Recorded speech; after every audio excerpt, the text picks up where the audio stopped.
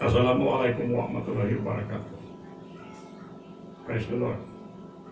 My countrymen, today I speak to you once again as the 17th President of the Republic of the Philippines, endorsed by President Duterte as his successor.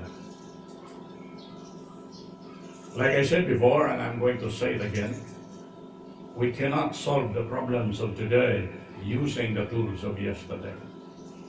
We have to devise new means to solve the problems of today.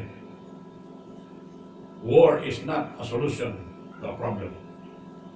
During the Second World War, about 15 million died in the midst of battle to resolve an issue which up to now has not been resolved.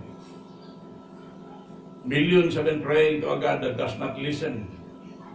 We still don't understand why that God don't listen. Because we are gods and we are not listening to ourselves. We're not listening to our demands. So how could that God listen when you are the gods that do not listen? The blame is on you. Again, we cannot solve the problems of today using the tools of yesterday. We have to take care of the problem of one, because the problem of one is the problem of all. The problem of Marawi is the problem of the world community. So we have to take care of that problem. In the language of Chief Indian Seattle of America, he said, life is like a garment.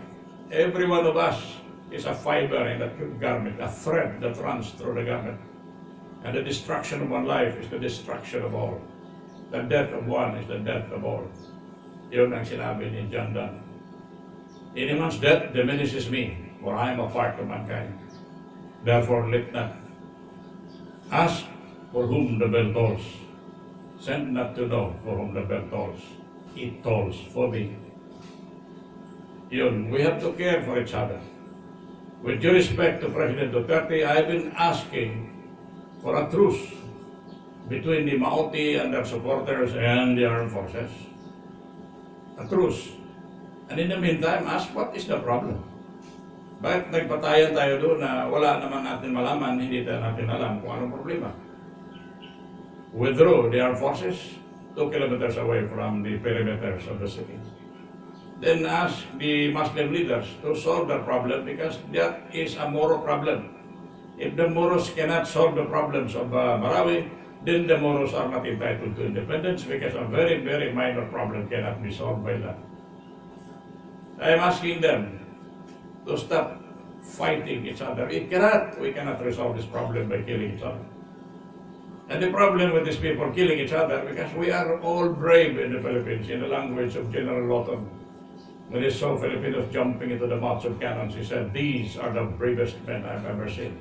So the fight in Marawi is the fight between brave men of the world, the bravest men in the world. Nobody will move back.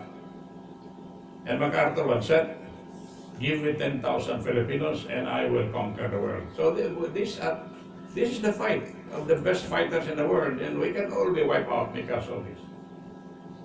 So I am asking you to withdraw from Marawi. I'm asking the armed forces and the Mauti.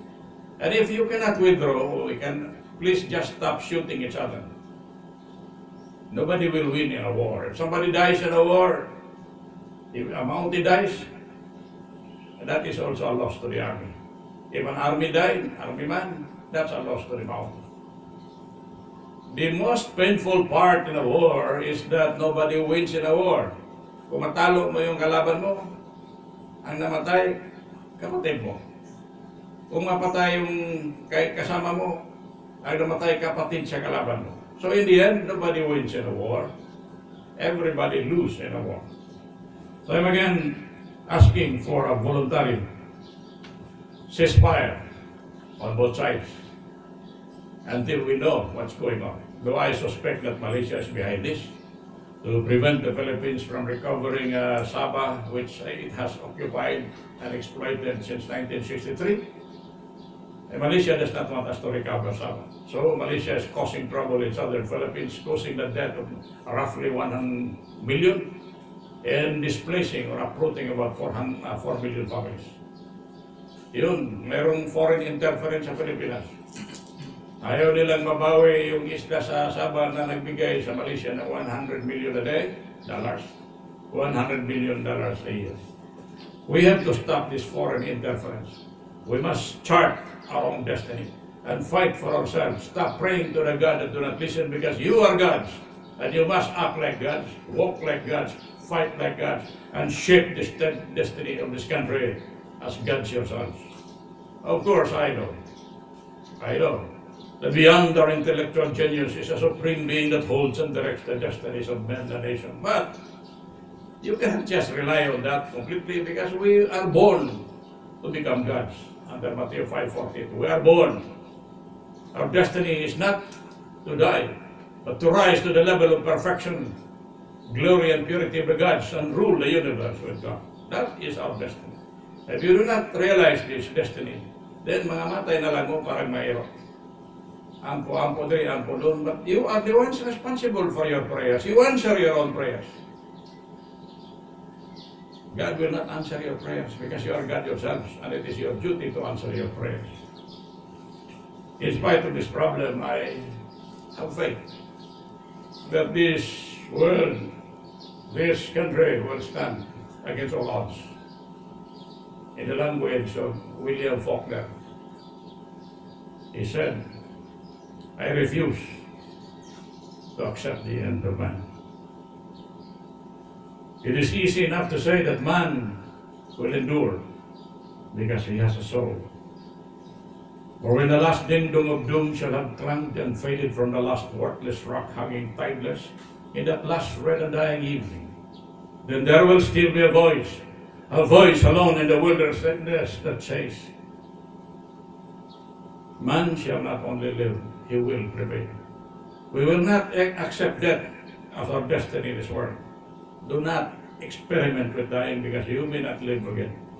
You have a life, you preserve that. Follow the footsteps of Enoch and Elijah who never died.